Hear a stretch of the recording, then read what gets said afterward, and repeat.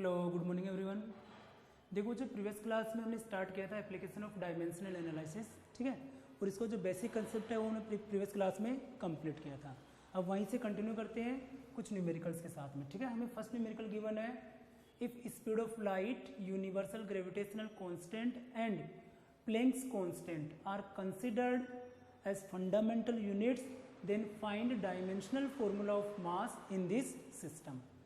अब देखो हर बार क्या हो रहा है, मैकेनिक्स में हम क्या करते हैं, MLT, mass length and time, इनको हम कंसिडर करते हैं as a fundamental quantity. Clear है? बट ये कोई जरूरी थोड़ी ना है, हमने एक न्यू सिस्टम डिफाइन किया है और इस सिस्टम में क्या है, speed of light, universal gravitational constant and Planck's constant, ये तीनों क्या है, फंडामेंटल क्वांटिटी है। तो उस सिस्टम में मास की डायमेंशन क्या होगी वो हमें फाइंड करना है, ठीक है। और प्रीवियस क्लास में हमने समझा था कि जब भी हमें न्यू फॉर्मूला या न्यू रिलेशन डिराइव करना होता है तो हम क्या करते हैं, हम एक रिलेशन फाइंड करेंगे। किस तरीके से, जो अपने लिए अननोन क्वांटिटी है उसको नॉन क्वांटिटी की पावर की फॉर्म में पुट करेंगे। देखिए जैसे मान लो हम क्या करेंगे, लेट जो मास है, mass is directly proportional to v raise to x, g raise to y and h raise to z। क्योंकि हमें ये पता नहीं है, अब हमें ये तो पता है, जैसे मान लो फोर्स होता है तो फोर्स का डायमेंशनल फॉर्मूला क्या होता है, m1l2 t minus to, m1l1 t minus to, मतलब फोर्स का डायमेंशनल फॉर्मूला है। मास, लेंथ और टाइम की कुछ डायमेंशनों की पावर होगी। अब अगर ये फंडामेंटल क्वांटिटी है v, g, h, तो इनकी पावर या इनकी डायमेंशन क्या होगी, अब जो मास होगा उसका डायमेंशनल फॉर्मूला ये रहेगा, इनकी पावर की फॉर्म में होगा। क्लियर है? तो देखिए यहाँ से let m directly proportional to v raise to x, g raise to y and h raise to z। क्योंकि हमें ये पता नहीं है कि मास जो इसके डायरेक्टली प्रोपोर्शनल होगा, इन्वर्सली प्रोपोर्शनल होगा या किसी पावर के प्रोपोर्शनल होगा। क्लियर? तो मान लेते हैं बच्चों, और ये जब प्रोपोर्शनलिटी का साइन यहाँ से रिमूव होगा तो क्या आएगा, सम कांस्टेंट k। तो let m is equal to k, v raise to x, g raise to y, h raise to z। Okay, अब अपने लिए अननोन क्या है, x, y, z, और हमें पता है बच्चों फॉर एनी गिवन रिलेशन, कोई भी गिवन रिलेशन कब करेक्ट होता है, according to principle of dimensional homogeneity in LHS as well as RHS, dimension of both side should be equal. इनकी डायमेंशन क्या होनी चाहिए, इक्वल होनी चाहिए। अब देखिए यहाँ से कि LHS में जो ये तो मास है, मास की डायमेंशन क्या होगी, m1l0 t0 is equal to k, क्या हो गया, डायमेंशन लेस। यहाँ क्या हो गया बच्चों, वेलोसिटी, वेलोसिटी की डायमेंशन क्या होती है, मीटर पर सेकेंड यूनिट होगी, तो l1 t minus 1 raise to x। Clear है? यूनिवर्सल ग्रेविटेशनल कांस्टेंट जो कैसे फाइंड करेंगे बच्चों, capital G, F is equal to, direct भी याद रख सकते हो, m-1l3 t minus to. Check कर लेते एक बार, F is equal to G m1 m2 by r square. तो G कितना हो गया, F r square by m1 m2। अब देखो जो फोर्स क्या होगा, m1l1 t minus to. Clear है?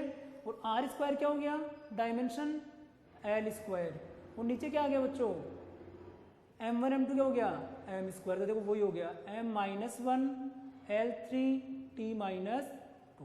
क्लियर है? तो वहाँ g की वैल्यू डायमेंशन पुट कर देंगे, m माइनस 1 l3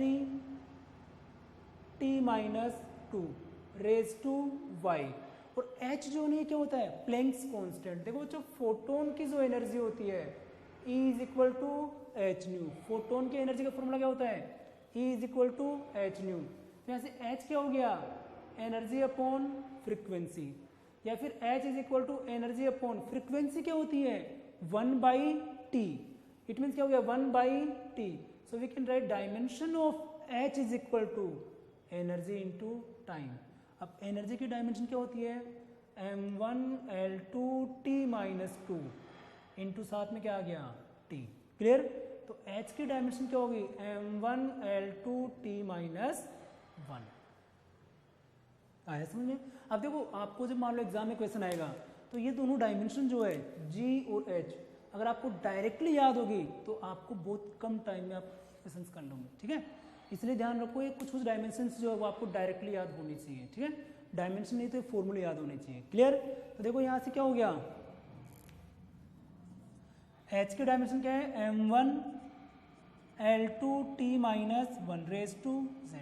कंसेप्ट क्या कहता है बच्चों, LHS and RHS both side में डायमेंशन क्या होनी चाहिए, 0 होनी चाहिए। क्लियर है? तो देखिए यहाँ से अब मास को देखेंगे। देखो मास की पावर यहाँ कितनी है, -y, और यहाँ कितनी है, z। इसके अलावा मास कहीं है नहीं। इट मीन्स क्या हो गया, बेस सेम है तो पावर को ऐड कर देंगे। ऐड क्या करेंगे, -y प्लस z। क्लियर है? नाउ लेंथ l की पावर कितनी हो गई, x, यहाँ कितनी हो गई, +3y, और बच्चों यहाँ कितनी हो गई, +2z। क्लियर? एंड टाइम की पावर कितनी है, t is equal to -x -2y and -z। Clear है? ये आ गया MLT की पावर। अब देखो हमें पता है कि LHS और RHS दोनों में क्या होगा, डायमेंशन को इक्वल करेंगे। जो मास की पावर LHS में है वही क्या होनी चाहिए, RHS में होनी चाहिए। तो देखिए यहाँ से क्या हो जाएगा, -y plus z is equal to कितना आ गया, 1। Let's say equation first, okay, x plus 3y plus 2z is equal to 0। Length की पावर वहां कितनी है, 0 बच्चों। क्लियर है? इक्वेशन 2। सिमिलरली क्या हो गया, -x -2y -z is equal to 0, because वहां पे t की पावर कितनी है, 0 है। Let's say equation third. Now अब क्या करेंगे बच्चों, equation second plus equation third, क्योंकि देखो 3 इक्वेशन 3 अननोन, इजीली सोल्व हो जाएगा।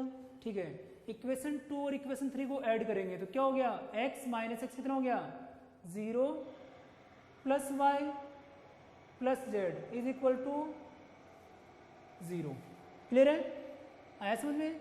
ये क्या हो गया, इक्वेशन 4।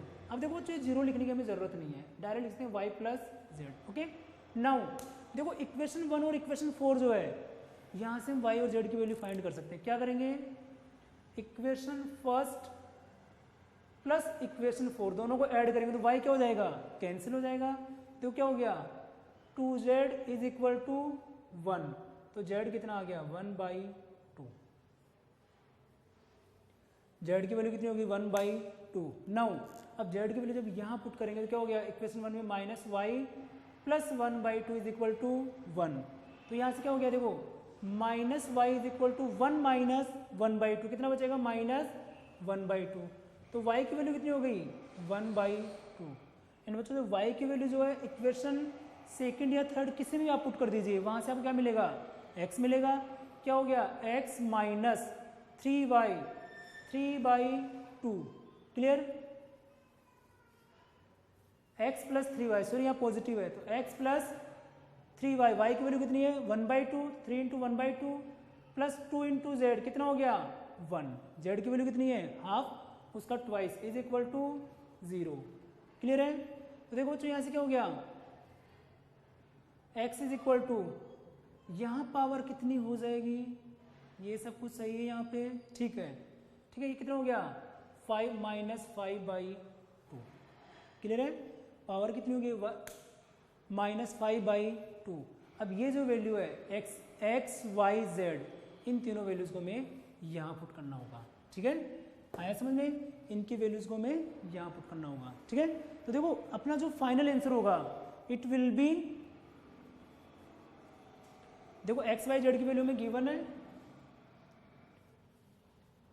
यहाँ मिटा रहा हूँ ना, आपका जो फाइनल आंसर रहेगा, और ये नीट के प्रीवियस ईयर के क्वेश्चन है, क्या हो जाएगा, dimension of mass m is equal to, k तो कांस्टेंट है, v raise to x, x की वैल्यू कितनी है, -5/2। क्लियर है? And g raise to y, y की वैल्यू कितनी है, 1/2। And h raise to z, z की वैल्यू कितनी है, 1/2। तो इस तरीके से हम वेलोसिटी g और h इनकी डायमेंशन हमने मतलब मास को इसके फॉर्मेट में हम लिख सकते हैं। क्लियर है? तो ये आपको ध्यान रखना है। देखो मेनली आपको किस पे करना है, आपको कॉन्सेप्ट ध्यान रखना है, करना क्या है। आया समझ में? आपको कॉन्सेप्ट को फॉलो करना है। क्लियर है? तो ये आपको ध्यान रखना बच्चों। Okay, now next numerical.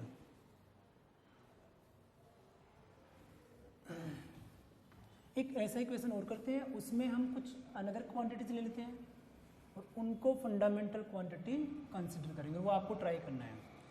Question ये है, इफ वेलोसिटी, कुछ भी ले सकते हैं बच्चों, देखो if velocity, force and energy, अब ये कोई जरूरी नहीं कि यही सेम हो, या कुछ और भी हो सकता है, लेकिन मैंने तीनों को लिया है। If velocity, force and energy are considered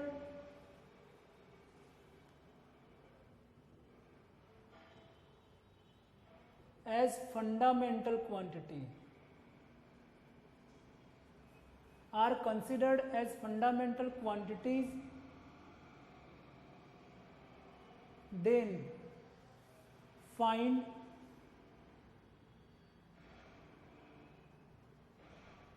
dimension of, किसके फाइंड करें, कुछ भी ले लेते हैं, टाइम। क्लियर है? आपको किसी की भी डायमेंशन, मुझे आपको डरना नहीं है, आपको करना क्या है, जिसकी डायमेंशन फाइंड करनी है उसको एलएचएस में लिखना है, ठीक है। और जो जिनको हमने फंडामेंटल क्वांटिटी कंसीडर किया है उनकी पावर में एक्स वाई जेड लिखना है। आपको क्या करना है, प्रिंसिपल ऑफ डायमेंशनल होमोजेनिटी का यूज करना है, डायमेंशन को इक्वल करना है और एक्स वाई जेड की वैल्यू फाइंड करनी है। अब इक्वेशंस कैसे भी हो आपको कंसेप्ट पे रहना है बच्चों, ठीक है। तो क्या होगा यहाँ पे, लेट हमें डायमेंशन फाइंड करनी है टी, तो क्या लिखेंगे, t proportional velocity raise to x, force raise to y and energy raise to z. Clear है? आप एक बार स्क्रीन को पॉज करके खुद भी ट्राई कर सकते हो, फिर मेरा जो आंसर है उसे मैच करना एक बार, ठीक है। तो यहाँ क्या हो गया, t is equal to some constant k, velocity raise to x, force raise to y, energy raise to z। Clear है? अब देखो यहाँ से डायमेंशन के फॉर्म में लिखेंगे तो क्या हो गया, m0 l0 t1 is equal to k, क्या हो गया बच्चों, डायमेंशन लेस। वेलोसिटी क्या हो गई, l1 t minus 1 raise to x, force क्या होता है m1 l1 t minus 2 raise to y, और एनर्जी क्या होती है बच्चों m1 l2 t minus 2 raise to z। Similarly क्या करेंगे, m l t इनकी पावर जो उनको इक्वल कर देंगे, तो क्या आ जाएगा यहाँ से, देखिए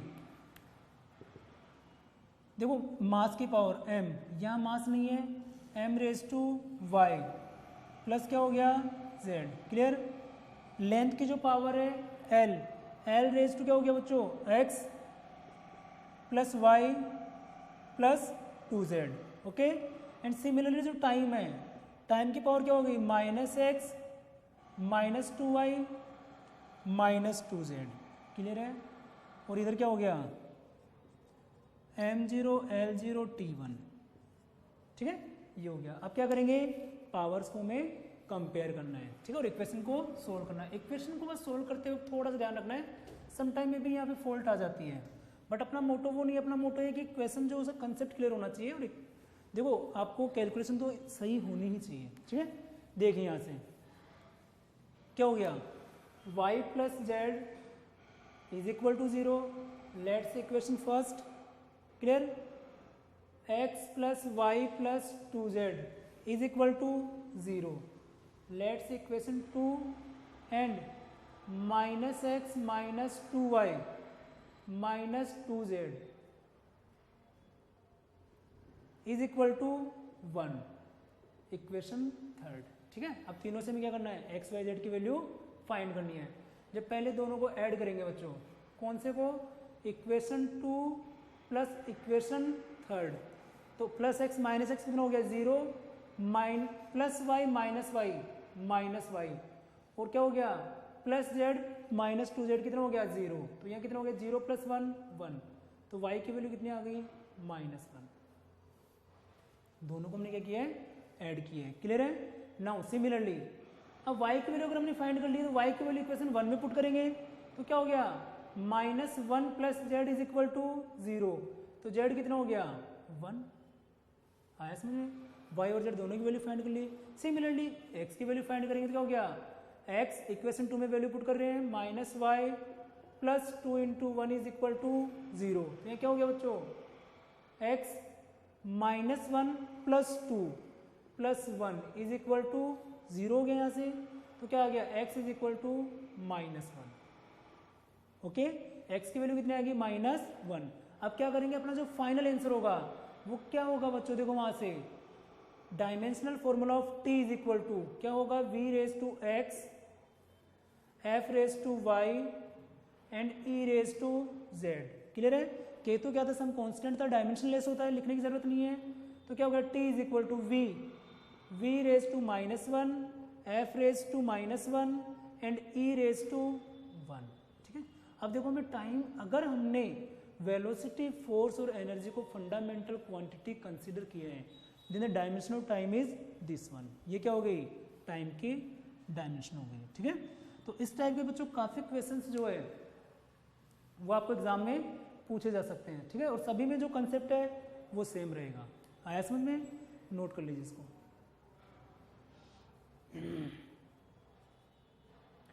कंसेप्ट आपको क्लियर होना चाहिए, करना क्या है बस।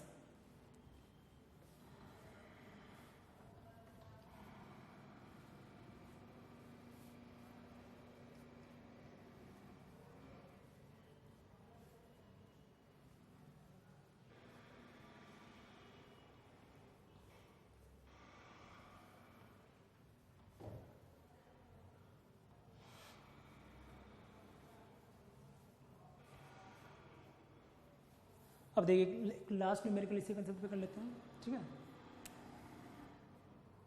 अब कुछ नया सिस्टम ले लेंगे, ये ओनली प्रैक्टिस के लिए बच्चों आज के लिए। ठीक है। लास्ट इसका आज क्लास का इफ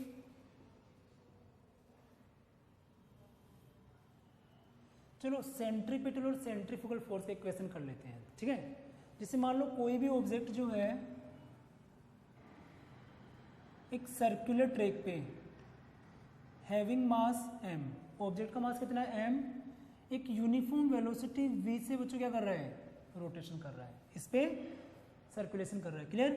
और इसकी रेडियस कितनी है r and mass of the person is m। अब हमें पता है कि जब भी कोई पर्सन सर्कुलर ट्रैक पे रिवोल्यूशन करता है देन क्या होता है, there are two forces, one is centrifugal force outside and second one is centripetal force in towards centre. Clear है। तो यहाँ भी क्या होगा, और हम देखो प्रैक्टिकली हम देखते भी हैं, जब भी किसी ऑब्जेक्ट को मान लो हम किसी सर्कुलेटरी या जो रोटेशन में कोई प्लेट या प्लेन है उस पर पुट करते हैं तो ऑलवेज क्या होता है, उसकी एक टेंडेंसी होती है आउटवर्ड मूवमेंट की। वो क्यों होती है, all because of centrifugal force. उस टाइम पे सेंट्रीपिटल फोर्स जो है वो सेंट्रीफ्यूगल फोर्स से लेस हो जाता है। ठीक है। तो हमें ये बताना है कि अगर मान लो इस पर जो सेंट्रीफ्यूगल फोर्स है वो बॉडी के मास, सर्कल की रेडियस और वेलोसिटी पे डिपेंड कर रहा है then derive the formula of centrifugal force. हम लिख सकते हैं यहाँ पे derive the formula of force. ये बॉडी जो है कितना फोर्स इस पे एक्सर्ट हो रहा है। ठीक है। ये कितना फोर्स ये फील करेगी। तो देखो अब हमें ये बोल दिया है कि जो फोर्स है वो मास, वेलोसिटी एंड रेडियस पे डिपेंड कर रहा है, बट हमें ये पता नहीं है कि डायरेक्टली प्रोपोर्शनल या फिर इनवर्सली प्रोपोर्शनल है, किसी पावर के प्रोपोर्शनल है। तो हम क्या लिखेंगे, let force is directly proportional to, क्या आ जाएगा, आप पहले एक बार खुद कर सकते हो, फोर्स का फॉर्मूला डिराइव कर सकते हो, फिर मेरे आंसर से मैच कर सकते हो। ठीक है। स्क्रीन को पोज करके क्या हो जाएगा, m raise to x v raise to y and r raise to z। ये हमने कंसिडर कर लिया। नाउ लेट हम एक कांस्टेंट कंसिडर करते हैं, let f is equal to k m raise to x v raise to y r raise to z। अब हमें क्या करना है बच्चों, x y z जो है इनकी वैल्यूज हमें फाइंड करना है। किसका यूज करेंगे, principal of dimensional homogeneity. Left side और राइट साइड दोनों तरफ डायमेंशन क्या होनी चाहिए, इक्वल होनी चाहिए। लेफ्ट में क्या बच्चों, force m1 l1 t minus 2 is equal to, right में k क्या हो गया, डायमेंशनलेस है, कांस्टेंट है, तो मास क्या हो गया, m raise to x। Velocity क्या हो जाएगी बच्चों, वेलोसिटी मीटर पर सेकेंड, ठीक है, इसको लिख देंगे m रेज टू x, और यहाँ पे क्या हो गया, L1t minus 1 raise to y, और r जो है ये क्या है, length raise to z। Clear है, ये हो गया m v r, इनकी वैल्यू हमने पुट कर दी। अब हमें क्या करना होता है, पावर को इक्वल करना है। LHS में क्या हो गया, m1 L1t minus 2 is equal to, देखो m रेज टू कितना हो गया x, clear, L raise to जो है ना, यहाँ से कितना आ गया y, और यहाँ से कितना हो गया z, तो कितना आ गया y प्लस z, और t रेज टू क्या हो गया बच्चों, माइनस y। क्लियर, नाउ अब हमें करना क्या है, इनको हमें कंपेयर करना है। तो देखो x, यहाँ इनकी पावर कितनी है 1, और यहाँ कितनी है x, तो x की वैल्यू कितनी आ गई 1, लेंथ की देखो y plus z is equal to 1, clear, and similarly क्या हो गया, minus y is equal to minus 2, MLT, इनकी पावर को हमने इक्वल कर दिया। यहाँ से x की वैल्यू आ गई 1, एंड यहाँ से y की वैल्यू कितनी आ गई 2, एंड सिमिलरली जब y की वैल्यू पुट करेंगे 2 plus z is equal to 1, so z will be minus 1, z will be minus 1। Clear, यहाँ पे वैल्यू पुट कर दीजिए, क्या हो जाएगा, f is equal to k m raise to x, x की वैल्यू कितनी है 1, v raise to y, y की वैल्यू कितनी है 2, और r raise to z, z की वैल्यू कितनी है माइनस 1। k तो क्या बच्चों कांस्टेंट है, इसकी वैल्यू 1, तो यहाँ कितना हो गया, f is equal to M V square by R. अब देखो जब हम सर्कुलर मोशन की स्टडी करेंगे तब इस फॉर्मूले को फिर हम क्या करेंगे, डिराइव करेंगे। यह हमने किससे डिराइव किया है, यूनिट एंड डायमेंशन, ठीक है। तो ये था एप्लीकेशन ऑफ डायमेंशनल एनालिसिस का थर्ड एप्लीकेशन। बच्चों आज का जो लेक्चर है यहीं पे एंड करते हैं, ठीक है। नेक्स्ट क्लास में फिर इससे आगे फर्दर कंटिन्यू करेंगे, ठीक है बच्चों।